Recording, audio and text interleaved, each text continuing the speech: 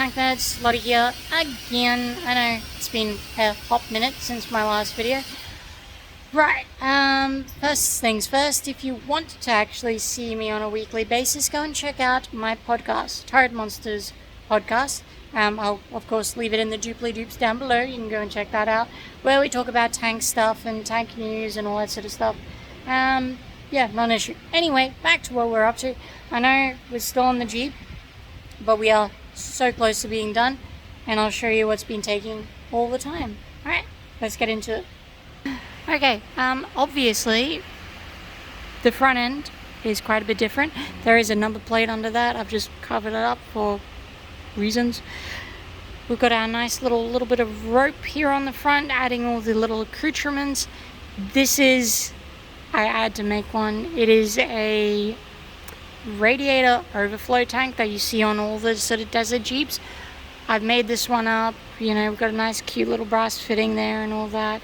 It's just to make the front end look rather nice. I think it looks rather nice, a bit different.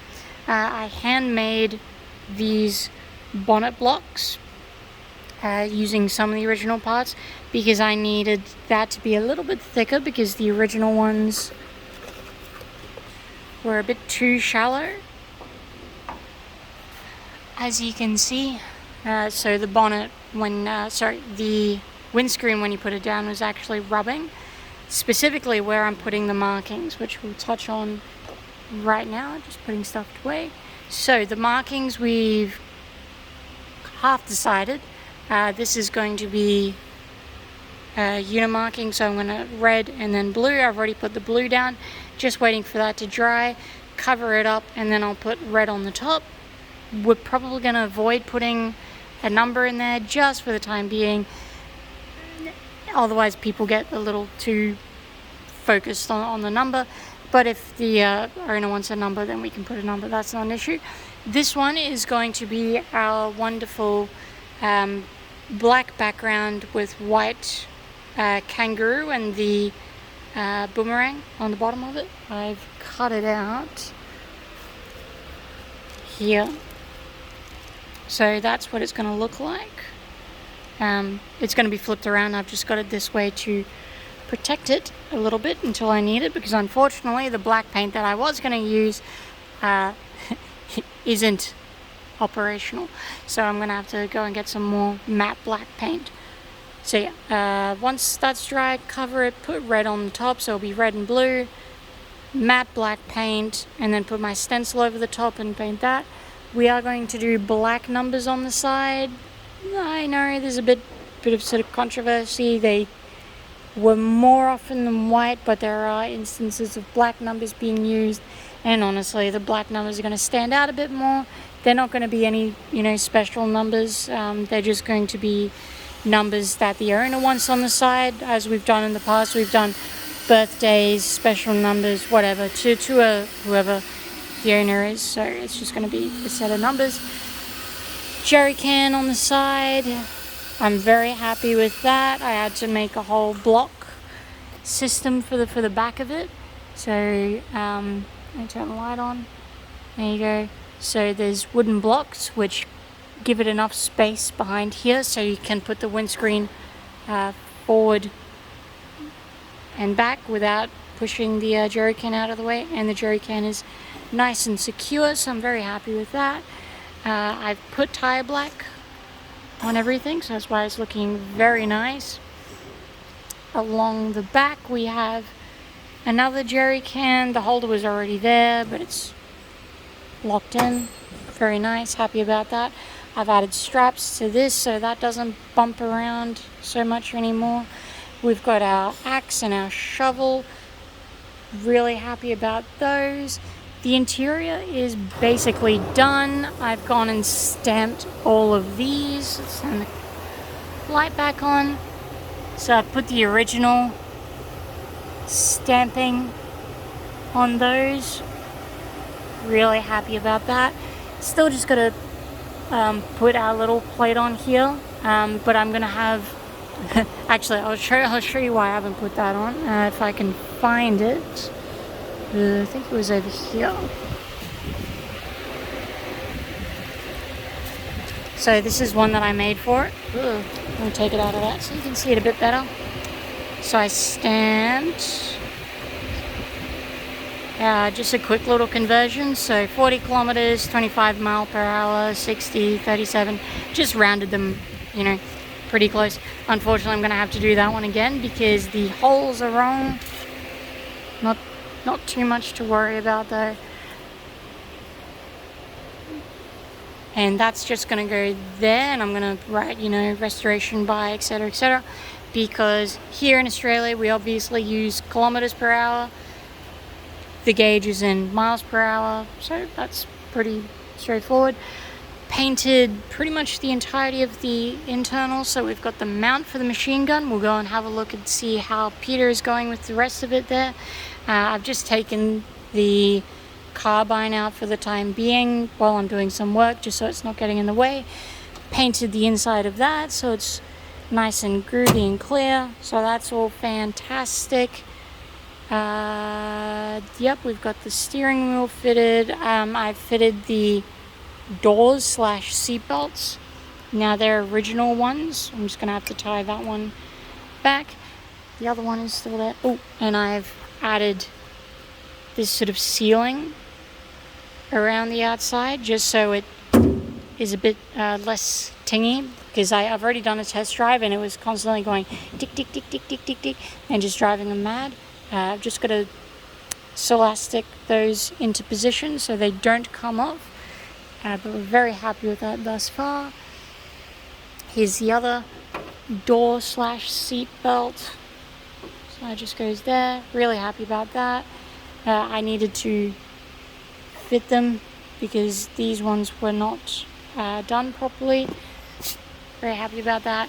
Still looking at getting some tub mats just for tire shoe marks and the like. But I mean, you're always going to get some sort of marks like on the pedals. You just really can't do anything about that. But she's still going fantastic. Oh, doy. I guess I turned. Oh, and I had to put a new things are sliding. I had to put a new voltage regulator in because it was.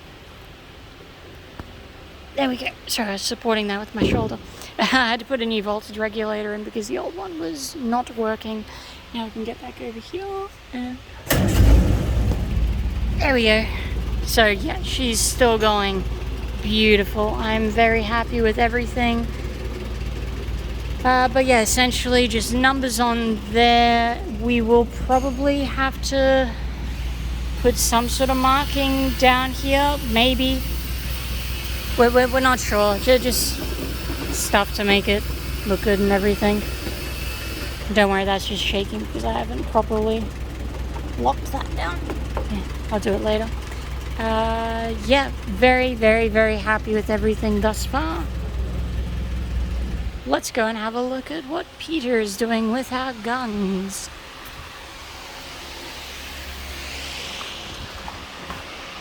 Hi, Peter. Hi, Lottie. What are we up to? Oh, making trigger mechanisms for the... So that's the trigger mechanism for the Vickers K. Yep. Because they've got like a weird they got a trigger mechanism, which is like built into the the handle. firing, so Yeah, so looking very, very, very good. And so we've got the front mount connection looking really good. I have the back, and then I've made up the drums so far. Those are the drum mags, looking very, very good. There's lots of detail to go yet, but coming along well. Wonderful. And these drum mags are based on our magazines. So that's what they're based off. We just put this in today, so we've got more storage because, of course, as I mentioned in the last video, we've got a new lathe, and we've now got a new mill, which Peter has been using to mill out all of this stuff here. So yeah, that's where we're at the moment. Once this is done, the Jeep is pretty well complete. Just doing small little bits and pieces, but not to worry. Don't worry. Once this Jeep is done, we're getting straight into almost exclusively tank stuff for the next, well, however long, which is good. So again, the first job will be engine. Actually, it's engine over there. I'm not going to go and walk back over there. But yeah, so that'll be the next project, which we've already started, but I'll give a proper update when we've got it all set up and out in the open. So yeah, that's where we are at. I just wanted to give a quick little update on everything that we're doing. But yeah, again, if you are not happy with the weekly installment or the lack of weekly installments, go and check out my podcast, Tire Monsters Podcast. It's on Facebook, Patreon, Spotify, Apple Podcast, and Riverside. There we go. And soon to be on YouTube, but we just need to get our little opening jingle going, and then we'll be uploading 2 videos a week, 2 podcast episodes a week, I should say, in video format, and you can look at those on YouTube, and basically they're going to be coming out 2 episodes a week until we catch up, and then it'll be 1 episode a week after that. So that's the plan. Yeah, if anyone has any advice, opinions, views, controversial whatevers, do let us know exactly what. Oh, really quickly, before I forget, I will run back over this way.